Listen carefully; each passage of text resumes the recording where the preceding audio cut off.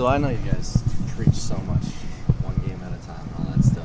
But with the way the last couple games that you've had, you've started to get some national attention when it comes to Heisman. Mm-hmm. Is that something that ever entered your mind going into college, thinking about something like that? I mean, I feel like that's every kid's dream that plays the sport of football. Want to go to college and want to be mentioned or want to win that that award. So to be in that kind of category is it's an absolute honor. Do you let yourself think about it at all during the season? I mean, of course you think about it, but you don't let it distract you. Thought about it, but it's a long season. Still got 5 games left. A lot can happen between here and there, so you got to take care of the season before you worry about any kind of award. Have you gotten any more texts or anything like that with other friends, family starting to notice? Family, friends, they notice, but I'll just say thank you and keep it pushing. In terms of Colorado, again, I know you guys focus one game at a time so much, but has there been any little bit of maybe someone starting to think about what's next week? No, not at all. What does Colorado do defensively? Defensively, they're just solid in their scheme. They bring pressures here and there from different areas that you kind of have to be open for. You have to have your eyes up for them. So for me as a running back, that's the main thing that I took notice of. We've Chip's mentioned a lot about we talked about the guys. A lot of you guys don't get to play 4 full quarters in a lot of these games. Right. And he said a bunch of times, I'd rather have it that way than the other way.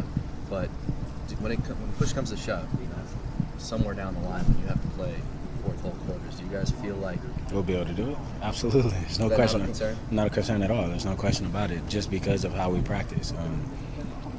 Like you said, you'd rather have it the way that it is than have to worry about a game in the 4th quarter. If you can take a game and put it out of reach early, why not? This season's been kind of interesting in the sense that it seemed like D'Anthony got so much of the attention at the beginning of the season with so many of his highlight plays, and then he's been a little quiet of late. And you've really emerged. I mean, you've emerged throughout the whole season, but especially lately. Have you sensed any sort of frustration at all from D'Anthony since Pac-12 play started? I continue to say about D'Anthony. He's a special kid.